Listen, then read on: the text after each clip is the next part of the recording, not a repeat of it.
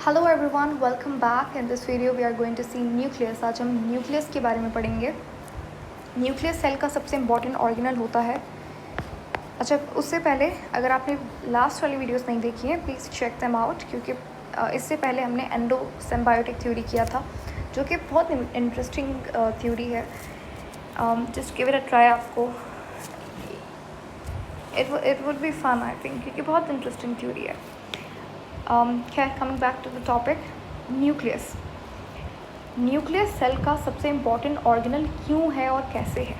हमारे सेल में जितनी भी मेटाबॉलिक रिएक्शंस, जितनी भी केमिकल एक्टिविटीज़ हो रही हैं, वो इनडायरेक्टली या डायरेक्टली न्यूक्लियस कंट्रोल करता है।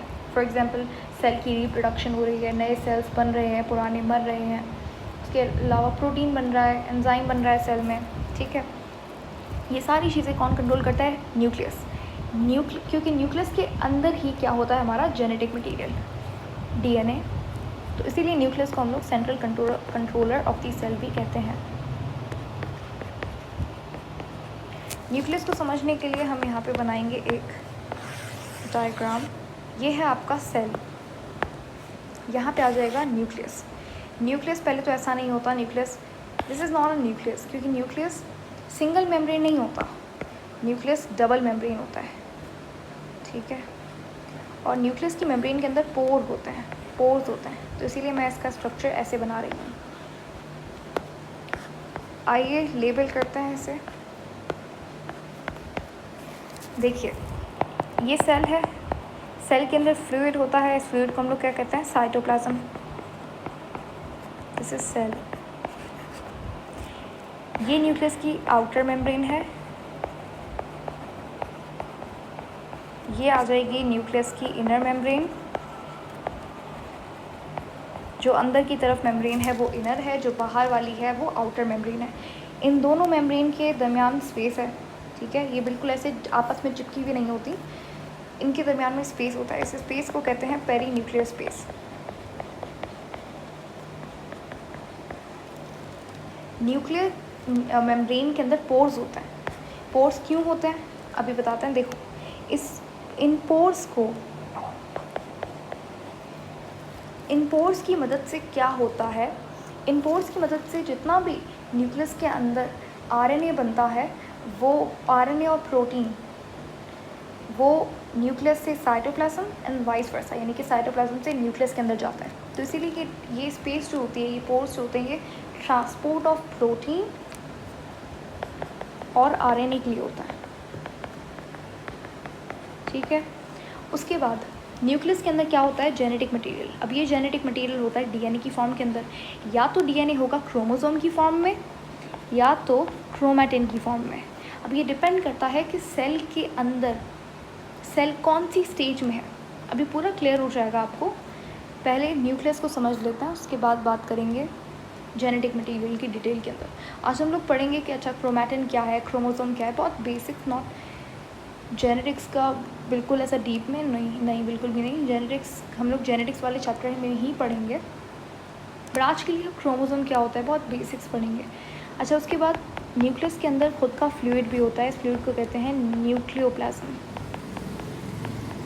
न्यूक्लियोप्लाज्म और साइटोप्लाज्म को मिलाकर एक टर्म दी गई है प्रोटोप्लाज्म, ठीक है। अब बात करते हैं कि क्रोमैटिन क्या होता है। देखो, ये पहले मैं बना लेती हूँ डीएनए, ठीक है। डीएनए 2.2 मीटर लॉन्ग होता है। अब आप खुद सोच के देखो कि डीएनए अगर इतना, सिर्फ एक सेल का डीएनए अगर इतना लंबा है 2.2 मीटर्स, और सेल का न्यूक्लियस का साइज़ देखो, मतलब माइक्रोस्कोप से भी आपको नज़र नहीं आता। इलेक्ट्रॉन माइक्रोस्कोप, इतना पावरफुल रेजोल्यूशन वाला माइक्रोस्कोप चाहिए आपको न्यूक्लियस को देखने के लिए। तो इतना लंबा डीएनए उसके अंदर आता कैसे? डीएनए को बहुत अच्छे से पैकेज किया जाता है, ठीक है। समझ लो, एक आपके पास इस तरीके से एक कोई भी मटेरियल है, उसके ऊपर आप धागा लपेटते हो, यही चीज़ होती है डीएनए के साथ। इस तरीके से एक प्रोटीन होते हैं। ये देखो, डीएनए आपको पता है एसिडिक है, ठीक है, ये तो बहुत बेसिक है, उसके नाम में ही एसिड आ रहा है, डीऑक्सी राइबोन्यूक्लिक एसिड। एसिड है। अगर एसिड को आपको किसी चीज़ के ऊपर रैप करना है तो आप क्या बेसिक प्रोटीन का इस्तेमाल करोगे, राइट। तो यहाँ पे बेसिक प्रोटीन के ऊपर डीएनए की पैकेजिंग हुई होती है। इन प्रोटीन में से एक होता है हिस्टोन, और भी होते हैं जैसे कि लाइसिन, अर्जिनिन, ये अमीनो एसिड के नाम है। अच्छा, हिस्टोन प्रोटीन एक बेसिक प्रोटीन होता है जिसके ऊपर डीएनए इस तरीके से रैप हुआ होता है। अब समझ लो ये डीएनए यहाँ पे आ गया, ये तो नज़र ही नहीं आ रहा, एक मिनट, यहाँ पे ये डीएनए हिस्टोन प्रोटीन के ऊपर आ गया। इस स्ट्रक्चर को हम कहते हैं न्यूक्लियोसोम। न्यूक्लियोसोम क्या होता है, कुछ भी नहीं, सिर्फ DNA plus histone protein is nucleosome, ठीक है। अब ये जो न्यूक्लियोसोम है ये एक बॉल की तरह लगता है। अब जब बहुत सारे न्यूक्लियोसोम इस तरीके से चेन बना लेते हैं, इस चेन को हम लोग कहते हैं क्रोमैटिन। कितना सिंपल था। अब ये क्रोमैटिन देखो, हमें पता है जब सेल डिवाइड करता है, सेल डिवाइड करता है उसके दो स्टेजेस होता है। पहला होता है इंटरफेस,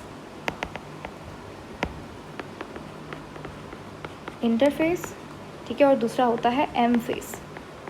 इंटरफेस के आगे जाके और स्टेप्स होते हैं जैसे कि G1 face, S face, G2 face, और एम फेस की भी बहुत सारे होते हैं जैसे कि मेटाफेज, एनाफेज, टीलोफेज, इस तरीके से।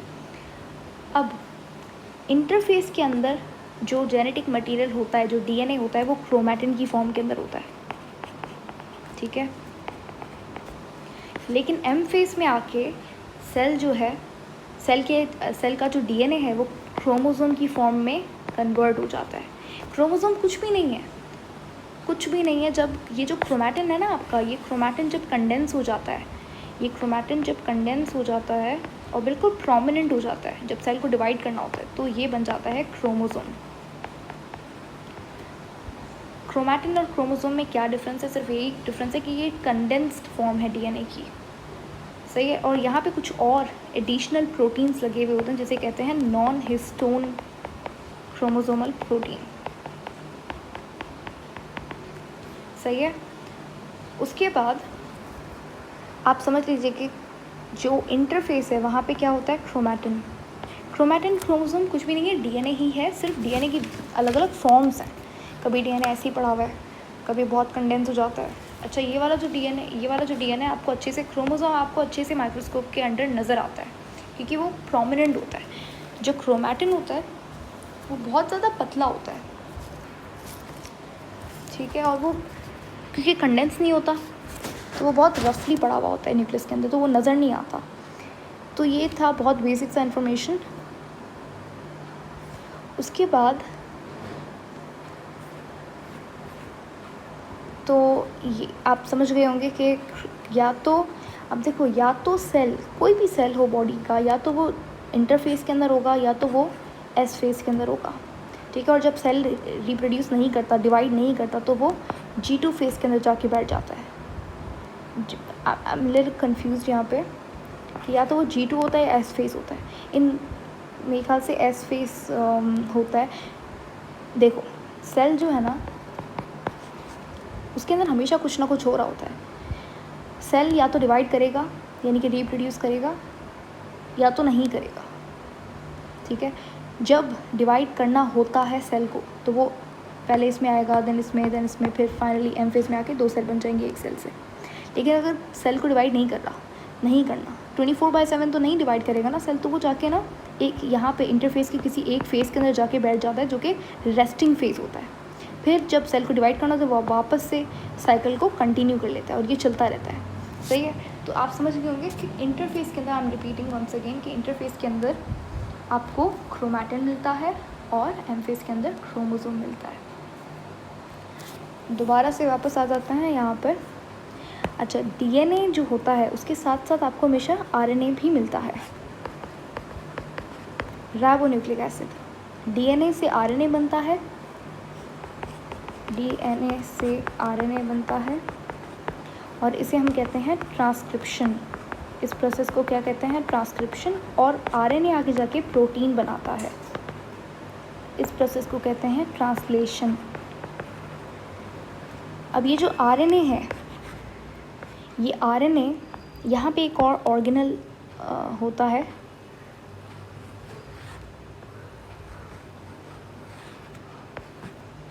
इस तरीके से एक और ऑर्गेनल होता है, इसे कहते हैं एंडोप्लाज्मिक रेटिकुलम। ये बहुत इंपॉर्टेंट है और ये न्यूक्लियर मेम्ब्रेन की ही एक्सटेंशन होती है। न्यूक्लियर मेम्ब्रेन से ही एंडोप्लाज्मिक रेटिकुलम की मेम्ब्रेन बनी हुई होती है। तो RNA क्या करता है, प्रोटीन्स बनाता है। यहाँ पे मैंने लिखा है RNA प्रोटीन बनाता है। ये प्रोटीन्स बेसिकली RNA जो प्रोटीन बनाता है वो इस इधर एंडोप्लाज्मिक रेटिकुलम के ऊपर बनाता है। RNA के बहुत सारे टाइप्स होते हैं, डिटेल के अंदर नहीं जाएंगे, लेकिन एक होता है rRNA, tRNA और mRNA। ये तीनों RNA मिलके प्रोटीन बनाते हैं। इनमें से एक RNA होता है rRNA, जिसे कहते हैं राइबोसोमल RNA। राइबोसोमल RNA क्या करता है, राइबोसोम बनाता है। राइबोसोम एक ऑर्गेनल होता है, मैंने आपको पहले भी बताया था पिछली वाली वीडियो के अंदर। कहाँ गए, हाँ ये रहे, ठीक है। तो राइबोसोम एक तरीके के ऑर्गेनल्स होते हैं। राइबोसोम क्या करते हैं, प्रोटीन सिंथेसिस जो होता है ना वो राइबोसोम के ऊपर होता है। तो ये जो rRNA है, इसका मतलब यहाँ पे rRNA है, ये rRNA से क्या निकलेगा, राइबोसोम निकलेगा। ये राइबोसोम्स है। इस राइबोसोम कुछ भी नहीं है, राइबोसोम सिर्फ rRNA प्लस प्रोटीन, कुछ और प्रोटीन्स होते हैं उन्हें हम लोग राइबोसोम कहते हैं। राइबोसोम के पास कोई मेम्ब्रेन नहीं होती, मेम्ब्रेन बाउंड ऑर्गेनल नहीं है राइबोसोम। अब राइबोसोम एक जगह है, एक प्लेस है, एक फैक्ट्री है जहाँ पर प्रोटीन सिंथेसिस होता है। और राइबोसोम खुद कहाँ पड़े हुए होते हैं, राइबोसोम या तो साइटोप्लाज्म में ऐसे पड़े हुए होंगे फ्री, या तो वो एंडोप्लाज्मिक रेटिकुलम के ऊपर पड़े हुए होते हैं। अब एंडोप्लाज्मिक रेटिकुलम के अंदर एक साइड ऐसी होती है जहाँ पे राइबोसोम पड़े हुए होते हैं, तो वो रफ़ हो जाती है, तो इसलिए उसे कहते हैं रफ़ एंडोप्लाज्मिक रेटिकुलम। और जो दूसरी वाली साइड होती है वो एकदम स्मूथ होती है, तो उसे कहते हैं स्मूथ एंडोप्लाज्मिक रेटिकुलम। सही है। अब ये जो राइबोसोम है ये बनाएगा प्रोटीन। समझ रही कि यहाँ से प्रोटीन निकल के आया, ये प्रोटीन जाता है इस वाली रफ एंडोप्लाज्मिक रेटिकुलम में, इसकी मॉडिफिकेशन पैकेजिंग वगैरह होती है। फिर आगे जाके यहाँ पे एक और ऑर्गेनल होता है, इसे डिटेल के अंदर देखेंगे जब हम लोग एंडोप्लाज्मिक रेटिकुलम वगैरह पढ़ेंगे। तो यहाँ पे गोल्जी एपरेटस होता है, वहाँ पे भी इस प्रोटीन की क्या होती है, पैकेजिंग होती है। फिर ये प्रोटीन बन जाता है, सेल से बाहर जाके ये काम करता है। प्रोटीन आगे जाके क्या करता है, प्रोटीन आगे जाके हार्मोन बनाता है, या प्रोटीन आगे जाके एंजाइम बनाता है, ठीक है। तो न्यूक्लियस का आप देख रहे हो कितना इंपॉर्टेंट रोल है न्यूक्लियस का। अच्छा, अब क्रोमोसोम को एक बार और देख लेते हैं। क्रोमोसोम कैसा होता है,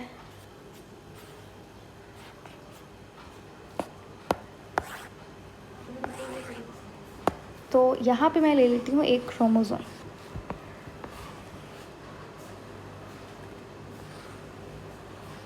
ठीक है, तो ये है मेरे पास एक क्रोमोसोम। अब हम यहाँ पे क्रोमोसोम का स्ट्रक्चर देखने वाले हैं कि किस तरीके से क्रोमोसोम होता है, और क्रोमोसोम के कुछ टाइप्स हैं, मतलब बहुत बेसिक सी जेनेटिक्स पढ़ने वाले हैं। नॉट जेनेटिक्स, न्यूक्लियस के अंदर जेनेटिक मटेरियल होता है, राइट, उसका ही स्ट्रक्चर पढ़ रहे हैं हम। अब देखो, क्रोमोसोम आपको पता है क्या होता है, कंडेंस्ड फॉर्म ऑफ DNA इस क्रोमोसोम। आपने कहीं कहीं पे देखा होगा कि क्रोमोसोम इस तरीके से भी बना हुआ होता है। इन दोनों के अंदर डिफरेंस क्या है, देखो, ये भी क्रोमोसोम है और ये भी क्रोमोसोम है। क्या ये दो क्रोमोसोम्स हैं, नहीं। पहले तो ये जो पार्ट होता है क्रोमोसोम का, इसे कहते हैं सेंट्रोमेयर। हाँ, इसे कहते हैं centromere. Number of centromeres is equal to number of chromosome. अगर एक सेंट्रोमेयर है तो एक क्रोमोसोम। अब यहाँ पे एक सेंट्रोमेयर है तो कितने क्रोमोसोम हुए, एक क्रोमोसोम। यहाँ पे कितने सेंट्रोमेयर्स हैं, एक ही सेंट्रोमेयर है, राइट। तो इसीलिए ये क्रोमोसोम भी क्या होगा, ये भी एक ही क्रोमोसोम कहलाएगा। लेकिन ये तो डबल है, इसके पास तो दो इस तरीके से हैं, 1 2। होता क्या है कि जब सेल डिवाइड करता है, सेल डिवाइड करने से पहले अपना जेनेटिक मटेरियल जो है उसे रेप्लिकेट कर लेता है। यानी कि अगर फॉर एग्जांपल उसके पास 23 पेयर्स हैं क्रोमोसोम का, तो वो उसे 46 बना लेता है। तो तभी तो जब सेल डिवाइड होता है 2 सेल के अंदर, तो एक क्रोमोसोम यहाँ पे जाएगा और ये एक यहाँ पे जाएगा, लेकिन ये तो एक ही है। असल में क्या होता है, ये जो है ये डिवाइड हो जाता है, बीच में से डिवाइड होता है सेल डिवीज़न के टाइम पे। जब ये बीच में से डिवाइड होगा ये क्रोमोसोम, तो इसके पास 2 सेंट्रोमेयर्स बन जाएंगे, ठीक है। और जब 2 सेंट्रोमेयर्स बन जाएंगे, ये एक सेंट्रोमेयर आपस में से डिवाइड होगा ऐसे, ठीक है। तो ये कितने क्रोमोसोम बनेंगे, अब 2 क्रोमोसोम बन जाएंगे, एक सेल में जाएगा और दूसरा दूसरे सेल में। तो ये कहानी होती है क्रोमोसोम की, ठीक है। तो आप समझ आ गया होगा आपको, ये जो क्रोमोसोम है, ये वाला जो क्रोमोसोम, ये होता है जब, देखो मैंने यहाँ पे क्या बताया था आपको, इस तरीके से फेजेस होते हैं, सही है। इस तरह का जो क्रोमोसोम होता है वो एम फेज़ के इनिशियल स्टेजेस के अंदर होता है, फिर आगे जाके एनो फेज़ के अंदर इस तरीके से इसकी रेप्लिकेशन हो जाती है, डीएनए की रेप्लिकेशन हो जाती है और जेनेटिक मटेरियल डबल हो जाता है, लेकिन कहलाएगा ये अभी भी एक क्रोमोसोम, क्योंकि एक सेंट्रोमेयर है, ठीक है। आगे बढ़ता है, ये जो पार्ट्स होते हैं, ये वाले जो एंड पार्ट है, इसे कहते हैं टीलोमेयर, ठीक है। यहाँ पे कुछ प्रोटीन्स लगे हुए होते हैं यहाँ पर, इन प्रोटीन्स को कहते हैं काइनेटोकोर्स। ये सेम, यहाँ पे भी ये सेम ही चीज़ होगी, ये भी टीलोमेयर है, ये टीलोमेयर है, ठीक है। मैं यहाँ पे एक्सप्लेन कर रही हूँ बिकॉज बिट ईजी, वो एक ही स्ट्रैंड है इसलिए। अच्छा खैर, उसके देखो काइनेटोकोर क्या होता है। सेंट्रोमेयर आपको समझ में आ गया, सेंट्रोमेयर कुछ भी नहीं है, बीच में कॉन्स्ट्रिक्शन होती है। इस कॉन्स्ट्रिक्शन, देखो यहाँ पे पतला हो गया ना ये, इस कॉन्स्ट्रिक्शन को ही हम लोग सेंट्रोमेयर कहते हैं। टीलोमेयर कुछ भी नहीं है, एंड पार्ट को टीलोमेयर कहते हैं। काइनेटोकोर्स क्या होता है, देखो काइनेटोकोर्स वो प्रोटीन्स होता है, ये सेल है और ये हमारे पास क्रोमोसोम है, ठीक है। यहाँ पे हमारे पास एक ऑर्गेनल्स होते हैं जिसे हम लोग आगे जाके पढ़ेंगे, इन्हें हम कहते हैं सेंट्रोसोम, ठीक है। सेंट्रोसोम के अंदर इस तरीके से कुछ स्ट्रक्चर्स होते हैं जो कि एकदम परपेंडिकुलर होते हैं 90 डिग्री पे, इन्हें कहते हैं इन्हें क्या कहते थे, सेंट्रोसोम के अंदर होते हैं सेंट्रियोल्स, सही है। सेंट्रोसोम कुछ भी नहीं है, एक ऑर्गेनल है, जैसे न्यूक्लियस एक ऑर्गेनल है, माइटोकॉन्ड्रिया है, वैसे ही सेंट्रोसोम होता है। सेंट्रोसोम के अंदर कुछ स्ट्रक्चर्स होते हैं स्पेशल, उसे कहते हैं सेंट्रियोल। डिटेल के अंदर we will actually discuss centrosome in detail in the upcoming videos. अभी के लिए इतना समझ लीजिए, एक ऑर्गेनल है जो कि डिवीज़न, सेल डिवीज़न के टाइम पे बहुत काम आता है। अभी जो सेंट्रियोल्स हैं, इसके देखो ये खुद ब खुद तो अलग नहीं हुआ ना, एक यहाँ पे आ जाएगा, एक यहाँ, नहीं, खुद ब खुद अलग नहीं होता। कुछ जैसे रस्सी से आप कुछ चीज़ खींचते हो, you require some sort of force to separate these chromosomes, right? है तो ये अभी तो ये एक ही क्रोमोसोम है, लेकिन जब मैं इसको अलग कर दूंगी तो ये 2 क्रोमोसोम्स बन जाएंगे, एक सेल में जाएगा, दूसरे सेल में। तो क्या होता है, इन्हें मुझे कुछ खींचने के लिए कुछ चाहिए, तो यहाँ से कुछ फाइबर्स आते हैं, ठीक है। इन फाइबर्स को हम कहते हैं स्पिंडल फाइबर्स। स्पिंडल फाइबर्स, ये फाइबर्स अटैच होते हैं कुछ स्पेशल प्रोटीन्स के ऊपर, और वही वो प्रोटीन्स होते हैं, वो उन्हीं प्रोटीन्स को हम लोग क्या कहते हैं, काइनेटोकोर्स। क्लियर। काइनेटोकोर्स क्या होते हैं, वो प्रोटीन जहाँ पे स्पिंडल फाइबर आके अटैच होता है एंड सेल डिवीजन के टाइम पे क्रोमोसोम आके अलग हो जाता है। अब क्या होता है, एक यहाँ पे आ जाएगा, एक यहाँ पे आ जाएगा, दोनों के पास अपना अपना सेंट्रोमेयर होगा, तो 2 क्रोमोसोम, एक सेल में जाएगा, दूसरा दूसरे सेल में। तो ये थी काइनेटोकोर्स की स्टोरी। अब बात करते हैं आगे। ये वाला जो नीचे वाला आर्म होता है इसे कहते हैं क्यू आर्म, और ऊपर वाला को कहते हैं पी आर्म, ठीक है। ये वाला भी क्या होगा, क्यू होगा, ये वाला पी होगा। अच्छा, यहाँ पे अगर आप बात करो, यहाँ पे 2 पी हैं और 2 क्यू हैं, तो ये डिफरेंस होता है। यहाँ पे 2 आर्म्स हैं, क्रोमोसोम अभी भी ये एक ही है, एक क्रोमोसोम है, लेकिन इस वाले क्रोमोसोम के अंदर 4 आर्म्स हैं, ठीक है। ये बात याद रखिएगा। अच्छा, और एक टर्म अगर आपने सुनी हो, सेकेंडरी, मैंने एक आपको बात बताई प्राइमरी कंस्ट्रक्शन की। अगर कहीं आप लिखा हुआ देखो ये term primary constriction, it's a very common term when you study about chromosomes and nucleus. Genetics, तो वहाँ पे लिखा होता है प्राइमरी कॉन्स्ट्रिक्शन। यहाँ पे आके स्पिंडल फाइबर्स अटैच होते हैं, ये वो। प्राइमरी कॉन्स्ट्रिक्शन कुछ नहीं है, सेंट्रोमेयर को ही प्राइमरी कॉन्स्ट्रिक्शन कहते हैं। सेंट्रोमेयर कोई अलग से कोई चीज़ नहीं है। ये आपकी पी आर्म है, ये क्यू आर्म है। पी आर्म क्यू आर्म के यहाँ पे देखो, यहाँ पे कंप्रेस्ड है रीजन। इसी कंप्रेस्ड रीजन को हम लोग क्या कहते हैं? सेंट्रोमेयर कहते हैं। और जब कोई चीज़ कंप्रेस्ड होती है उसे मतलब देखो ना, बिल्कुल एकदम सूखी सी है वहाँ पे जगह। I don't know, I am not having a good word for that, but हाँ, बहुत कंप्रेस्ड रीजन है, इसीलिए इसे हम लोग कहते हैं कॉन्स्ट्रिक्शन। अब प्राइमरी इसलिए कहते हैं क्योंकि कभी कभी क्या होता है, क्रोमोसोम्स के अंदर एक और कॉन्स्ट्रिक्शन होती है। ये तो आ गई आपके पास प्राइमरी कॉन्स्ट्रिक्शन, ठीक है। अब होता, एक मिनट,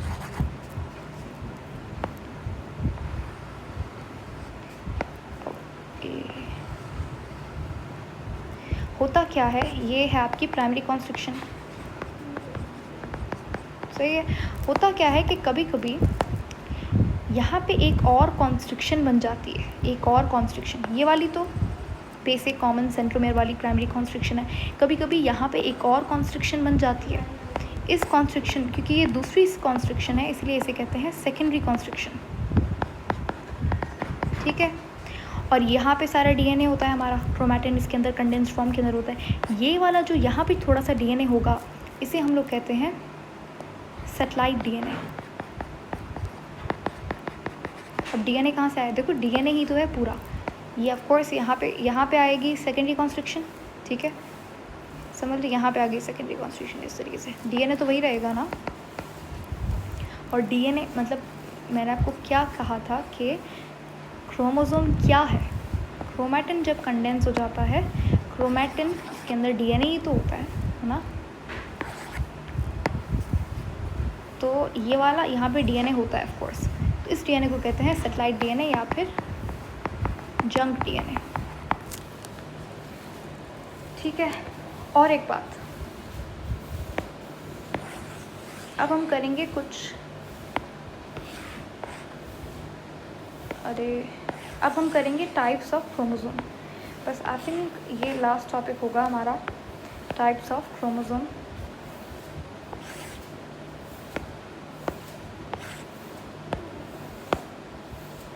टाइप्स ऑफ क्रोमोसोम बहुत इजी हैं, बेसिक सी टाइप्स हैं, कुछ भी नहीं, सिर्फ नाम थोड़े से चेंज हैं और कुछ भी नहीं, बहुत इजी है। देखो पहले क्या होता है, पी, कभी किसी में पी आर्म छोटी हो जाती है, किसी में बड़ी हो जाती है, और कुछ भी नहीं है। जब आपकी पी और क्यू आर्म इक्वल हो तो इसे कहते हैं मेटासेंट्रिक क्रोमोसोम। यहीं अगर पी आर्म थोड़ी सी छोटी हो जाती है क्यू आर्म से, तो ऐसी टाइप को कहते हैं सब मेटासेंट्रिक, ठीक है। और जब पी आर्म बिल्कुल छोटी हो जाती है क्यू आर्म के कंपैरिजन में,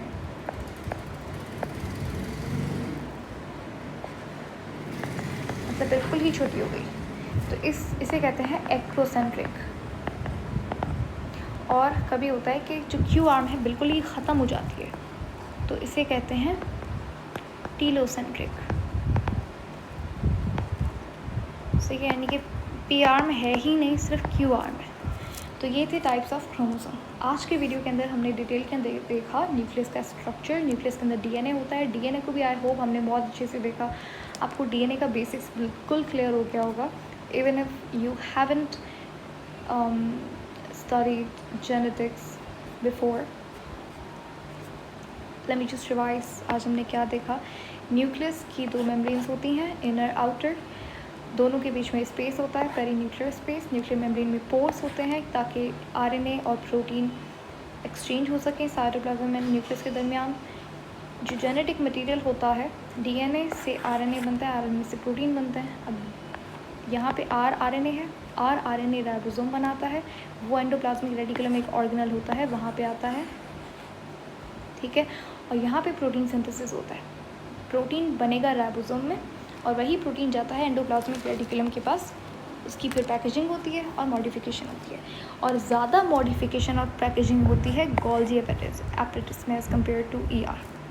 ठीक है, अगर क्वेश्चन आता है कि modification of protein happens where, so the correct option would be, I hope you answered Golgi apparatus. ठीक है, मैंने अभी कहा था कि ज़्यादा मॉडिफिकेशन, यानी कि इसके अंदर थोड़ी सी मॉडिफिकेशन होती है, बट गोल्जी एपरेटस का काम ही मॉडिफिकेशन ऑफ प्रोटीन होता है। और ये कौन करता है modification of protein? Rough endoplasmic reticulum. इसे हम डिटेल के अंदर देखेंगे, इसके ऊपर एक अलग से डिस्कशन करेंगे। और इसके अलावा हमने डिस्कस किया आज क्रोमोसोम का स्ट्रक्चर, DNA बेसिक प्रोटीन्स के ऊपर रैप होता है, हिस्टोन प्रोटीन्स इसे कहते हैं। इस स्ट्रक्चर को कहते हैं न्यूक्लियोसोम, और न्यूक्लियोसोम किस तरीके से चेन बन जाती है, इस चेन को कहते हैं क्रोमैटिन। डिवीजन के टाइम पे ये क्रोमैटिन कंडेंस हो जाता है, इसके साथ कुछ नॉन हिस्टोन क्रोमोसोमल प्रोटीन्स लग जाते हैं, और ये जो स्ट्रक्चर बनता है इसे कहते हैं क्रोमोसोम। अब ये जो क्रोमोसोम है इसके कुछ स्पेशल पार्ट्स होते हैं। नीचे वाला आर्म को, नीचे वाले पोर्शन, नीचे वाली साइड है, इसे कहते हैं Q, ऊपर वाले को P आर्म। यहाँ पे कुछ प्रोटीन्स लगे हुए होते हैं सेंट्रोमेयर के ऊपर, इसे कहते हैं काइनेटोकोर्स, और ये जो लास्ट वाले एंड्स होते हैं इसे कहते हैं टीलोमेयर। अब जब सेल डिवाइड करता है तो सेल अपना जेनेटिक मटेरियल पहले रेप्लिकेट करता है, डबल करता है। ठीक है, समझ लो अगर एक क्रोमोसोम है सेल के पास, अगर एक है क्रोमोसोम सेल के पास, तो वो दो सेल्स के अंदर कैसे डिवाइड करेगा? क्या यहाँ पे 0.5 देगा और यहाँ पे 0.5 देगा? नहीं, पहले ये क्या करेगा, इसे डबल करेगा। डबल करेगा तो ये 2 बन जाएगा, 1 इसको देगा, 1 इसको देगा, यही होता है बस, और कुछ भी नहीं है। अब जब रेप्लिकेट करेगा तो ये इस तरीके का स्ट्रक्चर बन जाता है। ये भी एक ही क्रोमोसोम है, इसके 4 आर्म्स हैं, लेकिन सेंट्रोमेयर तो एक ही है ना। सेंट्रोमेयर ही डिसाइड करता है कि कितने क्रोमोसोम नंबर है। उसके बाद कॉन्स्ट्रक्शन की बात की, ये वाली जो सेंट्रोमेयर होती है प्राइमरी होती है, कॉन्स्ट्रक्शन होती है, यहाँ पे कभी भी एक और कॉन्स्ट्रक्शन बन जाती है, इसे सेकेंडरी कॉन्स्ट्रक्शन कहते हैं। उसके बाद टाइप्स ऑफ क्रोमोसोम की बात की, जब P-Q आर्म इक्वल हो तो मेटासेंट्रिक, P थोड़ी सी छोटी हो Q से सब मेटासेंट्रिक, P बहुत छोटी हो Q से एक्रोसेंट्रिक, और P हो ही ना, बस सिर्फ Q आर्म है, that's telocentric. And that is it for today. And the next video हम लोग देखेंगे एंडोप्लाज्मिक रेटिकुलम का क्या काम होता है। हम लोग एंडोप्लाज्मिक रेटिकुलम, गोल्जी एपरेटस, ये नहीं, ये तो गोल्जी एपरेटस नहीं है, ये राइबोसोम्स बनाए थे मैंने। हाँ, तो नेक्स्ट वीडियो के अंदर हम लोग ER, फिर गोल्जी एपरेटस, ये रहा 1 2, ये और दो और होते हैं, लाइसोसोम और वैक्यूल। हाँ, ये 4 ऑर्गेनल्स को हम लोग देखेंगे, क्योंकि ये चारों ऑर्गेनल्स का काम जो है ना वो कोऑर्डिनेटेड होता है, तो इसीलिए इनका एक सिस्टम होता है जिसे कहते हैं एंडोमेम्ब्रेन सिस्टम। हाँ शायद, हाँ एंडोमेम्ब्रेन सिस्टम कहता है, तो वही हम लोग देखेंगे endomembrane system in the next video. तो yeah, thank you so much for watching, see you later in the next video, have a very nice day.